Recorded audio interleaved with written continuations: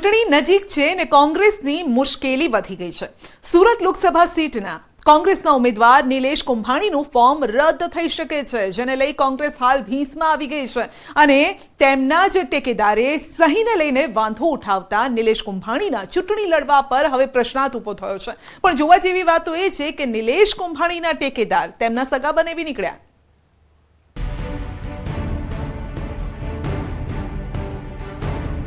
एक भूले आखी कांग्रेस ने दौड़ती करी मूकी। जे क्षत्रियोना विरोधथी कांग्रेसने बगासू खाता पताशू मामा आवी गयुं। तेज कांग्रेस हवे भराई गई होय तेवुं लागे छे। पाटीदार अनामत आंदोलनનું एपी सेंटर रहेला સુરતમાં खुद कांग्रेसना उम्मीदवारनी चूंटणी लड़वा पर हवे प्रश्नो उभा थया छे। मामलो कंईक एवो छे के સુરતમાં कांग्रेसना उम्मीदवार निलेश कुंभाણીના ટેકેદારો પૈકી 3 ટેકેદારોએ એફિડેવિટ કરીને કહ્યું છે કે ટેકેદારો તરીકે તેમની સિગ્નેચર નથી। બીજી તરફ ડમી ઉમેદવારે ભરેલા ફોર્મમાં પણ એક ટેકેદારે કહ્યું છે કે આ તેમની સહી નથી। જે બાદ ભાજપ ઉમેદવારના ચૂંટણી એજન્ટ દિનેશ જોધાણીએ વાંધો ઉઠાવ્યો। આથી નિલેશ કુંભાણીના ફોર્મ સામે પ્રશ્નાર્થ ઊભો થયો। નિલેશ કુંભાણીએ આરોપ લગાવ્યો છે કે આ મામલે કલેક્ટર ઓફિસથી તેમને કોઈ જાણ ન કરાઈ, પરંતુ મીડિયાએ તેમને જાણ કરતા તેઓ કલેક્ટર ઓફિસ પહોંચ્યા। પણ સવાલ એ છે કે જો ટેકેદાર કોંગ્રેસના જ હતા તો આવું કેમ થયું? નિલેશ કુંભાણી સાહેબને રિટર્નિંગ ઓફિસર સાહેબે એક નોટિસ આપી અને નોટિસમાં સાહેબે જાણ કરી કે જે ટેકેદારોના હસ્તાક્ષર 3 જુદા જુદા ફોર્મમાં 3 ટેકેદારોના હસ્તાક્ષર છે તે ટેકેદારોએ એફિડેવિટ ઉપર જાણ કરી કલેક્ટર સાહેબને કે ફોર્મમાં અમારી સાઇન નથી, એટલે સાહેબે નોટિસ આપી। ત્યારે ગોપાલ ઇટાલિયાએ આરોપ લગાવ્યો છે કે કોંગ્રેસના લોકોને ધાક ધમકી આપીને બળજબરીપૂર્વક આ કામ તેમની પાસેથી કરાવવામાં આવ્યું છે। એટલું જ નહીં, જે ટેકેદારોએ સહી કરી હતી તેમનું અપહરણ થયું હોવાનો પણ આરોપ લગાવ્યો। આ 3 ટેકેદારો પાર્ટીના જ કાર્યકર્તાઓ છે, એમના નામ લખેલા છે। અત્યારે કિડનેપ થઈ ગયા એટલે નામ કિડનેપિંગ થઈ ગયું છે અને કિડનેપ થઈ ગયા છે, એમનું અપહરણ કરવામાં આવ્યું છે। એ બાબતની ઉમરા પોલીસ મથકમાં અત્યારે લેખિતમાં ફરિયાદ પણ આપી દીધી છે। અપહરણ થયું છે એ બાબતની ફરિયાદ અત્યારે કલેક્ટર સાહેબને પણ અત્યારે જ આપી છે। જે માણસનું અપહરણ કરીને ધાકધમકી કરીને એના પરિવારને ભયમાં મૂકીને એમની પાસેથી જબરજસ્તીથી એફિડેવિટ કરવામાં આવ્યું છે એ માણસ અંગે જલ્દી પોલીસ તપાસ કરે અને હાજર કરે। તો સુરત કોંગ્રેસના ઉમેદવાર નિલેશ કુંભાણીનું ફોર્મ રદ થયાની મૌખિક જાણ કોંગ્રેસને કરાતા કોંગ્રેસે હવે મામલો હાઈકોર્ટમાં લઈ જવાની તૈયારી બતાવી છે। તો કલેક્ટર પાસે એક દિવસનો સમય પણ માંગ્યો છે, એટલે કે હવે રવિવારે 9 કલાકે આ મામલે સુનાવણી થશે અને 11 વાગ્યા સુધી નક્કી થશે કે આખરે કુંભાણીનું શું થશે। 11 વાગ્યાનો ટાઈમ આપ્યો છે। 11 વાગ્યા સુધી કરતા છે અમારા વકીલ દ્વારા। કાલે 11 વાગ્યા સુધીનો ટાઈમ આપ્યો છે। કાલે 11 વાગ્યા સુધીમાં ડોક્યુમેન્ટ કરી તમારી સાથેનો સંપર્કમાં નથી, આજે રાત્રે સંપર્કમાં આવી જાય અને કાલે રજૂ થઈ જાય। આપને જણાવી દઈએ કે નિલેશ કુંભાણી કોંગ્રેસના અજાત શત્રુ ગણાય છે। કોંગ્રેસે આ વખતે મૂળ સૌરાષ્ટ્રવાસી એટલે કે અમરેલી જિલ્લાના નિલેશ કુંભાણી સુરતથી ઉમેદવાર તરીકે ઉભા રાખ્યા છે। તેઓ બાંધકામ વ્યવસાય સાથે સંકળાયેલા છે। પાટીદાર આંદોલનમાં પણ ખૂબ જ સક્રિય રીતે આગળ હતા। તો સામે ભાજપે સુરત બેઠક પરથી મુકેશ દલાલને ઉમેદવાર બનાવ્યા છે, જ્યાં છેલ્લી 3 ટર્મ દર્શના જરદોશ ચૂંટણી લડ્યા અને જીત્યા।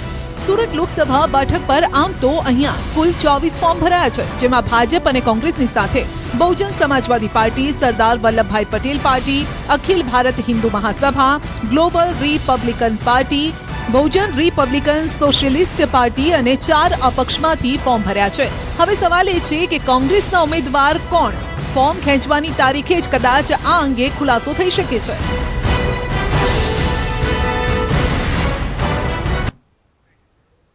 તો આ તરફ ક્ષત્રિયોનું રૂપાલા સામેનું આંદોલન પૂરું થવાનું નામ નથી લઈ રહ્યું। એક તરફ રૂપાલા વતી ભાજપ ઝૂકવા તૈયાર નથી, તો બીજી તરફ ક્ષત્રિયો પણ પોતે ખેંચેલી તલવાર મ્યાન કરવા માંગતા નથી અને ત્યારે હવે ક્ષત્રિયોનું આંદોલન પાર્ટ 2 શરૂ થઈ ગયું છે, જેમાં ક્ષત્રિયાણીઓના ઉપવાસ પણ છે, ધર્મરથ પણ છે અને ભાજપને હરાવવાનો સંકલ્પ પણ છે।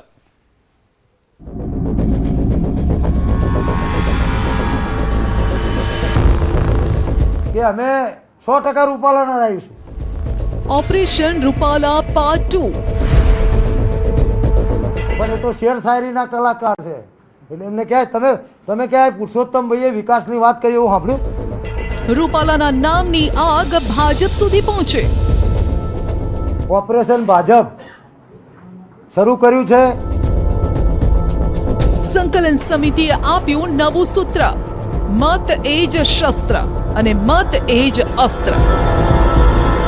એટલે અમે આથી બોયકોટ ભાજપ અને મત એ જ અસ્ત્ર શસ્ત્ર આ સૂત્ર સાથે આગળ વધવાના છીએ. કાળા નહીં કેસરિયા વાવટાથી કરાશે વિરોધ. લાગે છે કે રૂપાલા વર્સિસ રાજપૂતોનું આંદોલન લાંબુ ચાલશે, કારણ કે 20 દિવસ બાદ પણ કોઈ નિરાકરણ નથી આવ્યું. ક્ષત્રિયો પોતાની માંગ પર અડગ છે, તો ભાજપે પણ ધારી લીધું છે કે રાજકોટમાં તો એક જ ચાલે અને તે પણ રૂપાલા જ. આટલા વિરોધ બાદ પણ ભાજપે પરસોત્તમ રૂપાલાની ટિકિટ રદ નથી કરી. ભાજપે ક્ષત્રિય સમાજના આગેવાનો સાથે બેઠક યોજી ઘીના ઠામમાં ઘી ભેળવવાના અનેક પ્રયાસ કર્યા, પરંતુ દર વખતે બેઠક નિષ્ફળ જ રહી. ખુદ CR પાટીલ, મુખ્યમંત્રી અને ગૃહ રાજ્યમંત્રીએ આ મુદ્દામાં રસ દાખવી સમાધાનના પ્રયાસ કર્યા, પરંતુ ક્ષત્રિય સમાજ ટસનો મસ ન થયો. એમાં અમે ડેડલાઇન આપી હતી કે અમે 19 તારીખ સુધી ભારતીય જનતા પાર્ટીના હાઈકમાન્ડને અલ્ટિમેટમ આપીને કહ્યું હતું કે 19 તારીખ સુધીમાં પુરુષોત્તમ રૂપાલાની ઉમેદવારી તમે નહીં ખેંચો તો અમારો પાર્ટ 1 ઓપરેશન રૂપાલા એ 19 તારીખે પૂર્ણ થશે અને પાર્ટ 2 ઓપરેશન ભાજપ એ ચાલુ થશે. રૂપાલાની ટિકિટ રદ ન થતા આખરે ક્ષત્રિય સમાજે હવે પરસોત્તમ રૂપાલા સાથે સાથે ભાજપ વિરુદ્ધ પણ મોરચો માંડ્યો છે. ક્ષત્રિય સમાજ અને સંકલન સમિતિ કહી રહી છે કે હવે અમને દરેક ભાજપના ઉમેદવારમાં રૂપાલા દેખાઈ રહ્યા છે. એટલે કે આડકતરી રીતે હવે ક્ષત્રિય સમાજે કોંગ્રેસ અને આમ આદમી પાર્ટીને સમર્થન જાહેર કર્યું. 19 એપ્રિલ સુધીનું અલ્ટિમેટમ પૂર્ણ થતાં ક્ષત્રિય સમાજની સંકલન સમિતિની અમદાવાદ ખાતે મળેલી બેઠક, જેમાં 92 સંસ્થાના ક્ષત્રિય સમાજના લોકો હાજર રહ્યા. કલાકો સુધી મેરેથોન બેઠક ચાલી. રૂપાલા અને ભાજપ વિરુદ્ધ રણનીતિ ઘડવામાં આવી. સંકલન સમિતિએ દાવો પણ કર્યો કે 7 મે સુધી આંદોલન જીવિત રાખીશું અને રૂપાલા તેમજ ભાજપને હરાવવાના શક્ય તેટલા તમામ પ્રયાસ કરીશું. સંકલન સમિતિના પ્રવક્તા કરણસિંહ ચાવડાએ કહ્યું છે કે 26માંથી 8 સીટો એવી છે જ્યાં ભાજપને નુકસાન થશે, જેમાં બનાસકાંઠા, સુરેન્દ્રનગર, ભાવનગર સીટનો સમાવેશ થાય છે. કારણ કે અમારી પાસે એવી ફિગર આવી છે કે અમે 100% રૂપાલાના રહીશું, 100% રૂપાલાના રહીશું. એટલે હવે અમે બૂથ સુધી જઈશું. આ બધા દેખાવો તો કરીશું, ધર્મરથ પણ કાઢશું, સભા સરઘોષો પણ કરશું, જિલ્લા વાઇઝ સંમેલન. દાખલા તરીકે અત્યારે હાલ 8 સીટો એવી છે કે જેમાં ભારતીય જનતા પાર્ટી ડેમેજ થાય છે. અમારે તો છવી ઉપર કરવાનું છે ડેમેજ. એ જે 5 લાખની સરસરની વાત કરે છે ને એ તો એમને ભૂલી જ જવાની છે. કારણ કે અહીંનું ગણિત કંઈક આ રીતનું છે. નવી રણનીતિ મુજબ ક્ષત્રિય સમાજ હવે ઉપવાસ આંદોલન કરશે, જેમાં દરેક જિલ્લામાં ક્ષત્રિયાણીઓ 7 મે સુધી પ્રતિક ઉપવાસ કરશે, રૂપાલાનો વિરોધ નોંધાવશે અને આ ઉપરાંત ક્ષત્રિય સમાજ દરેક જિલ્લા અને તાલુકામાં ઘરે ઘરે જઈને ભાજપ વિરુદ્ધ પ્રચાર કરશે. આ ઉપરાંત ભાજપના જાહેર સભાઓમાં પણ વિરોધ થશે. કાળા વાવટાની જગ્યાએ કેસરિયા વાવટા ફરકાવશે. ગામડામાં બૂથ આયોજન કરી ભાજપ વિરુદ્ધ મતદાન કરાવવાની પણ અપીલ કરી છે. ભાજપ વિરુદ્ધમાં સતત કાર્યક્રમો તેઓ આપતા રહેશે. માત્ર ગુજરાત નહીં, ભારતના અન્ય રાજ્યોમાં પણ આંદોલનને લઈ જવાશે. આ ઉપરાંત 5 રાજ્યોમાં 5 સ્થળેથી ધર્મ રથ પણ કાઢવામાં આવશે, જે ગામડે ગામડે ફરી ભાજપ વિરુદ્ધ પ્રચાર કરશે. અમે 5 ઝોનમાંથી 5 ધર્મ રથ કાઢવાના છીએ. જેમ કે કચ્છ, સૌરાષ્ટ્ર, ઉત્તર ગુજરાત, મધ્ય ગુજરાત, દક્ષિણ ગુજરાત, તો 5 ઝોનમાંથી રથ કાઢીશું, ધર્મમાં રથ. અમદાવાદ પોલીસ કમિશનરના કાળા વાવટા ન ફરકાવવાના જાહેરનામાનો પણ તેઓએ વિરોધ કર્યો છે. તેમણે કહ્યું છે કે પોલીસ કાળા વાવટા નહીં ફરકાવવા દે તો રાજપૂતોનો કેસરીયો રંગ છે. અમે કેસરિયા વાવટા ફરકાવીને ભાજપનો વિરોધ કરીશું. સાથે જ કમિશનરના જાહેરનામાને પણ પડકાર ફેંકશે. તો આવતીકાલથી અમારા યુવાનો જે વિરોધ કરવાના છે ભાજપની સભાઓની અંદર, એ શાંતિ અને સંયમથી કેસરીયો ધ્વજ હશે અને આમાં રામજીની પતાકા છે, રામજીનું ચિહ્ન છે, એ કેસરિયા ધ્વજથી ક્ષત્રિય સમાજના યુવાનો, વડીલો અને બહેનો જે ગામમાં ભારતીય જનતા પાર્ટીના આગેવાનો પ્રચાર કરવા આવશે એમને ઘૂસવા નહીં દે. તો રાજકોટમાં પીટી જાડેજા સહિતના આગેવાનોએ આંદોલનના પાર્ટ 2 ની તૈયારી કરી છે. પીટી જાડેજા સહિત ક્ષત્રિય આગેવાનો ખોડલધામ કાગવડની મુલાકાત લેશે, જ્યાં માં ખોડલના દર્શન કરી ખોડલધામ ટ્રસ્ટના ચેરમેન નરેશ પટેલને પણ મળશે. નરેશ પટેલને નહીં, માં ખોડિયારને, નરેશભાઈને મળશું, બરાબર છે, દર્શન કરવા જશું ત્યારે એની રાય લેશું કે નરેશભાઈ આમાં શું કરી શકાય, બરાબર છે. પણ અત્યારે એ મુદ્દામાં નથી એટલે તમને ના કહી શકું, પણ નરેશભાઈને મળવાનું સમાજ નક્કી કરશે, સંકલન સમિતિ કરશે તો ચોક્કસપણે મળશું. પીટી જાડેજાએ એ પણ સ્પષ્ટતા કરી છે કે રાજપૂત સંકલન સમિતિમાં કોઈ જ ભાગલા નથી પડ્યા. બીજો કોઈ સંદેશો તમે માનતા નહીં કે આમાં ભાગલા પડ્યા છે, ભાગલા પડ્યા જ નથી. કાલે 92 સમિતિના સભ્યો હતા, એની બદલે કાલે 500 થયા અને ક્ષત્રિય સમાજના 2 ભાગ નથી પડ્યા. એક વ્યક્તિ એમ કે ભાગલા પડી ગયા, એ વ્યક્તિ તો કોઈ પણ સ્ટેટમેન્ટ આપી શકે.